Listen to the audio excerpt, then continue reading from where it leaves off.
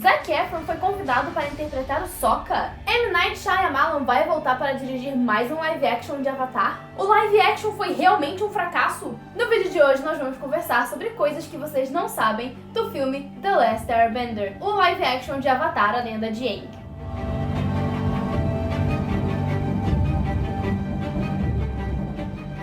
Olá, Benders! Tudo bom com vocês? Aqui é Sibeli do canal Sibeli Lobo, e no vídeo de hoje eu vou contar pra vocês algumas curiosidades que vocês talvez não saibam sobre o live action de Avatar, a Lenda de Aang, que foi dirigido pelo M. Night Shyamalan, que é o The Last Airbender. Primeiro, caso vocês não saibam, os criadores odiaram o filme. O sonho de transformar Avatar, a Lenda de Aang é muito antigo para os criadores da série animada. O desenho lançou lá em 2005 e foi terminar em 2008, mas as negociações para um live action começaram bem cedo em 2006, 4 anos antes do lançamento do filme. O M. Night Shyamalan, que vocês talvez conheçam por ter dirigido O Sexto Sentido, Fragmentado e vários outros filmes, foi escolhido a dedo pelos criadores, porque naquela época ele era considerado o homem perfeito para fazer esse trabalho. Quando o filme foi lançado, os criadores acabaram mudando de ideia e acusaram tanto a Nickelodeon quanto a Paramount de desonrar o mundo que foi criado por eles, bem como o elenco que não era fiel aos personagens. Desonra pra tu, desonra pra tua família, desonra pra tua vaca e desonra pro... Meu Deus. E desonra pro Zuko também.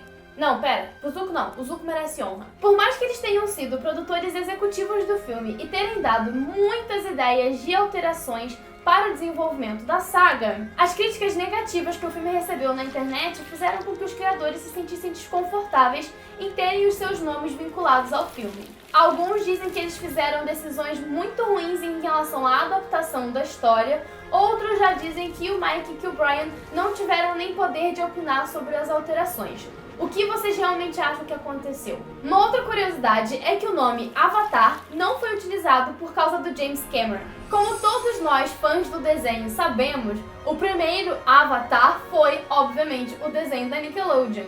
Mas com o filme Avatar, lançado pelo James Cameron, esse nome ficou muito famoso e associado a esse filme. Quando Shyamalan começou a escrever o primeiro roteiro do filme, a primeira versão do roteiro, ele até tinha a intenção de utilizar o termo Avatar como título. Tanto que no primeiro teaser do filme aparece lá o nome Avatar The Last Airbender. Mas o filme dos Smurfs Azuis acabou recebendo muita atenção na época e a Paramount resolveu cortar o título Avatar e deixar somente The Last Airbender para não causar confusão no público. Logo, a informação de que o James Cameron teria registrado o nome Avatar e de que era por isso que não era esse o nome do filme da adaptação de Avatar, a Lenda de Aang, é falsa.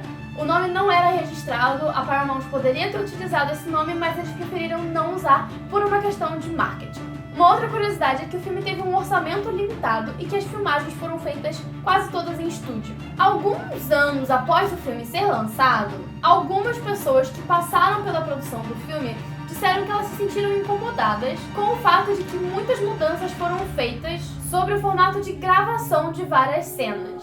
Existiam diversas passagens do filme que seriam gravadas em locações reais, ou seja, cenas que seriam gravadas em lugares reais de países da América do Norte e da Europa. Entretanto, muitas dessas cenas acabaram sendo movidas para dentro de estúdios com tela verde. Eu não sei se vocês repararam, mas as primeiras cenas do filme são muito bonitas visualmente e elas foram gravadas na Groenlândia. Só que a viagem até a Groenlândia foi muito cara. E exatamente pelo valor caro de realizar essas filmagens, a grande maioria das cenas seguintes acaba perdendo a qualidade porque a Paramount não disponibilizou dinheiro para levar toda a equipe para essas locações. Eles intercalaram cenas gravadas na Pensilvânia com cenas gravadas dentro de estúdio em um set falso de forma muito descarada. Vocês por acaso perceberam isso? Uma outra curiosidade também, talvez essa não seja tão curiosidade assim, porque nós já falamos sobre isso aqui no canal, é que o filme foi boicotado por causa do whitewashing. Existem muitos filmes americanos que infelizmente utilizam whitewashing, que é quando você escala um ator branco caucasiano para interpretar um papel que deveria ser de uma pessoa que não é branca, né? Uma pessoa asiática, uma pessoa negra, uma pessoa de origem indígena, etc.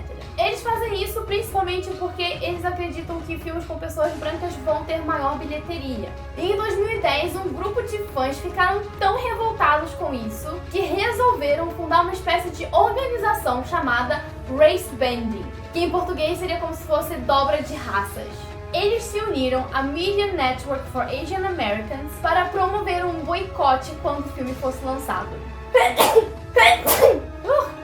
Coronavírus. A organização existe até hoje e eles sempre organizam boicotes a filmes que não respeitam a etnia original dos personagens.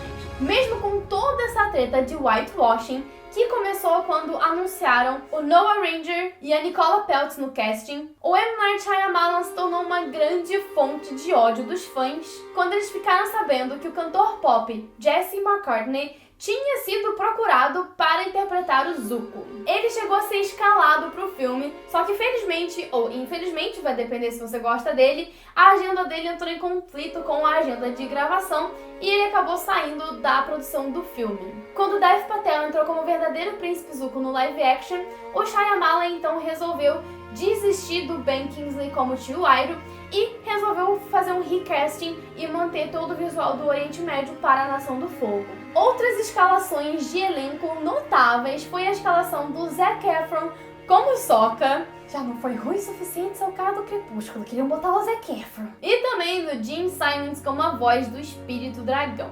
Uma outra curiosidade é que o Shyamalan teve a cara de pau de tentar justificar a falta de sucesso do filme com o público-alvo. Tentando explicar as falhas do filme, o Shyamalan disse que ele fez o filme para crianças e não para maiores de 12 anos que estavam acostumados a ver filmes como Transformers. Outra curiosidade que talvez vocês não saibam é que o Dev Patel se arrependeu de fazer o Zuko.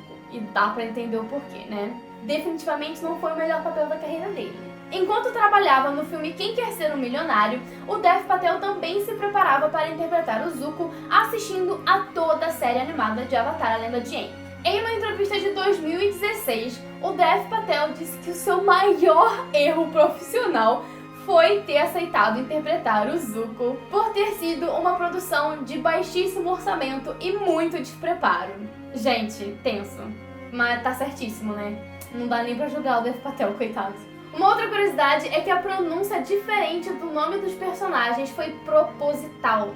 Aang, Sokka, Kitara, Iroh. Vocês também estranharam essa pronúncia diferente, né? Eu nem sei pronunciar direito do jeito que eles pronunciam no filme. Embora todo mundo tenha criticado bastante o filme, o diretor disse que nunca foi a intenção dele desonrar as origens asiáticas da história. Segundo ele, os nomes dos personagens apresentam uma pronúncia falha, o que realmente é verdade se a gente considerar o idioma ou os idiomas, já que Avatar é inspirado em diversas comunidades étnicas com línguas diferentes dessas comunidades.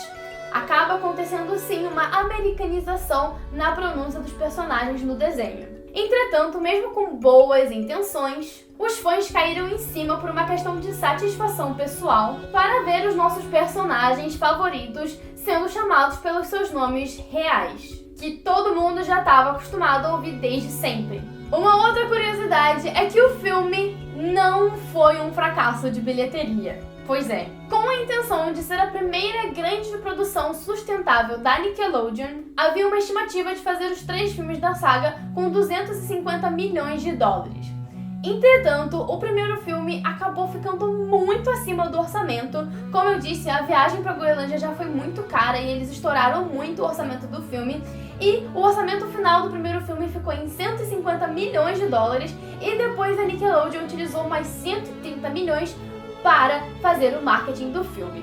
O que até passa dos 250 milhões originais para a trilogia inteira e acaba ficando 280 milhões só para o primeiro filme. Na semana de abertura, The Last Airbender vacilou surpreendentemente nos Estados Unidos, estreando em segundo lugar atrás da saga Crepúsculo Eclipse, mesmo tendo feito 40 milhões de dólares no primeiro final de semana. O filme só arrecadou 130 milhões de dólares no mercado interno, ou seja, nos Estados Unidos, mas conseguiu compensar essa diferença no exterior, arrecadando um total de 319 milhões de dólares, o que torna o filme bem sucedido em termos de bilheteria. Isso significa que, embora os ganhos não tenham sido suficientemente altos para acelerar e motivar a produção do segundo filme, eles acabaram impedindo um desastre de acontecer, porque, gente, acontece muitas vezes do filme falir a produtora. Então, assim, seria uma perda muito grande de dinheiro. Inclusive, uma coisa muito importante de dizer é que a Nickelodeon e a Paramount também vacilaram muito em decidir uma data para o lançamento do filme. A saga Crepúsculo é uma das maiores sagas em termos de bilheteria do cinema. São filmes que faziam muito sucesso na época e você botar o seu filme para lançar junto com Crepúsculo não é uma boa jogada, porque no final das contas as pessoas iriam preferir assistir Crepúsculo do que Avatar. Outra curiosidade é que o plano inicial era de que o filme tivesse 7 horas. Scorsese que se segure, parece um filme do Bellatar. Segundo o diretor, o roteiro original consistia numa adaptação fiel da primeira temporada de Avatar: A Lenda de Aang, com um tempo estimado de 7 horas de duração. À medida que a produção avançava, os cortes necessários eram sendo feitos para encurtar a duração do filme e manter o orçamento dentro do planejado. O resultado, como nós sabemos, foi um filme extremamente corrido e que passou por cima de muita coisa. Embora o estúdio tenha sido responsável pelos cortes no filme para diminuir o tempo de duração, muitas das mudanças que o Shyamalan queria fazer no material de origem já eram bem visíveis no roteiro original do filme. As principais alterações, como a exclusão do senso de humor infantil do Aang e também do lado cômico do Sokka, foram sempre uma pequena parte do filme. E aqui eu li o que estava no roteiro, mas eu queria dizer uma coisa que é a minha opinião. Não foi culpa da Paramount o fato do filme ter sido cortado. O filme foi cortado porque o Shyamalan escreveu um roteiro de 7 horas, entendeu? Hoje em dia, um filme de 3 horas do Scorsese não consegue ser lançado no cinema, tem que ir pra Netflix, que dirá um filme de 7 horas do Shyamalan na época que Avatar: A Lenda de Aang tava em alta. Tipo, isso nunca ia acontecer. Comercialmente, nenhuma sala de cinema ia querer passar um filme de 7 horas. E o Shyamalan já tá nessa indústria faz tempo, ele sabe muito bem o que é aceitável e o que não é aceitável. Endgame teve 3 horas e já foi um filme gigantesco, que dirá 7 horas de filme, tá bom? Ele não fez uma adaptação, ele reescreveu a história em forma de roteiro, isso não é adaptar. Adaptar seria ter pensado pra linguagem cinematográfica. Eu acho que ele fez merda, eu não acho que foi culpa da Paramount. A Paramount estava mais aqui certa de falar: querido, corta isso aí que eu não vou fazer um filme de 7 horas, pelo amor de Deus, que eu não consigo vender isso pra nenhuma sala de cinema. Me estressei.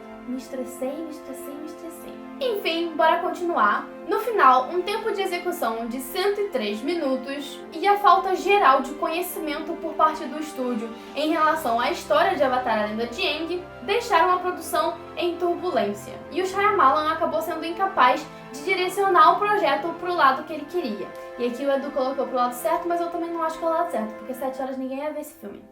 Falei. Shyamalan ia falir a Paramount, isso sim. E agora sim eu concordo que a culpa foi do estúdio, porque outra curiosidade é de que 40 minutos do filme foram removidos para que ele pudesse ser lançado em 3D. E aí não foi a Paramount sendo certa não, a Paramount foi gananciosa e aí tá certo, aí não foi culpa do Shyamalan. Quando os fãs de Avatar ficaram sabendo que o filme ia ter uma duração de 103 minutos, começaram as reclamações na internet. O roteiro completinho de 7 horas que o Shyamalan escreveu porque ele é pirado da cabeça, provavelmente nunca veria a luz do dia. Mas em menos de 2 horas, muitos personagens teriam que ser cortados. No final, cerca de 40 minutos do material foi excluído do filme, mas o verdadeiro motivo foi a razão pelo qual essas cenas foram sucateadas em primeiro lugar. 3 meses antes do lançamento do filme, a Paramount anunciou que ia gastar em torno de 5 a 10 milhões de dólares para converter o filme para 3D. Um óbvio esforço final para aumentar a bilheteria do filme, especialmente vendo o sucesso que foi Avatar do James Cameron, que foi um filme em 3D, um dos primeiros filmes com uma nova tecnologia 3D. Só que para concluir essa conversão a tempo do filme ser lançado no fim de semana do Dia da Independência, que é um feriado nos Estados Unidos, por volta de 30 a 40 minutos foram cortados do filme. Segundo Shyamalan, as maiores cenas que foram cortadas apresentadas foi o encontro do Enki com as guerreiras Kyoshi, o Jato e o seu arco com os guerreiros da liberdade, o Desertor, a Vidente, dentre várias outras passagens. Honestamente, eu acho que 30 a 40 minutos é uma quantidade muito curta de tempo para você desenvolver todas as coisas que o Shyamalan disse que foi cortado do produto final. Então eu acho que talvez, mesmo com essas cenas, o filme teria tido essa sensação de que foi tudo corrido e tudo jogado ali sem nenhum desenvolvimento. Uma outra curiosidade é de que existe o roteiro do segundo filme. Por muito tempo, a possibilidade do segundo filme ser feito existiu. O segundo roteiro da trilogia existe porque ele foi escrito mais ou menos ao mesmo tempo que o primeiro roteiro do primeiro filme. E ele conta com todos os personagens da nova temporada. Ele ficou arquivado durante muito tempo, até que o Shyamalan finalmente desistiu do projeto e foi dirigir o filme Depois da Terra com Will Smith e o seu filho, que também ficou uma grande bosta. Shyamalan, ele faz uns filmes muito legal, muito irado, muito bem feito, e também faz uns filmes que você fica tipo, filho, por que você se meteu nisso? E a última curiosidade pra vocês é de que a Netflix está produzindo um novo live action de Avatar, que vai ser feito num formato de série, que na minha opinião é o melhor formato para essa história. É uma história muito longa, com um desenvolvimento muito bem trabalhado e que precisa de tempo para ser bem feito. Se você caiu de paraquedas e não tá sabendo que a Netflix vai fazer um novo live action de Avatar, clica aqui em cima nos cards que você vai ficar sabendo tudo de informação que a gente tem sobre esse live action. E é isso, gente. Esse foi o vídeo de hoje. Não se esquece de comentar aqui embaixo o que você achou do live action que o Shyamalan dirigiu, The Last Airbender, no filmezinho. Também não se esquece de deixar o like para ajudar o canal do Mundo Avatar a continuar crescendo, se inscrever no canal e clicar no sininho para ativar as notificações. Aqui do lado tem uma recomendação de vídeo que eu acho que vocês vão gostar bastante. Eu espero que vocês tenham gostado desse vídeo. Eu espero vocês no próximo vídeo. Um beijão e tchau!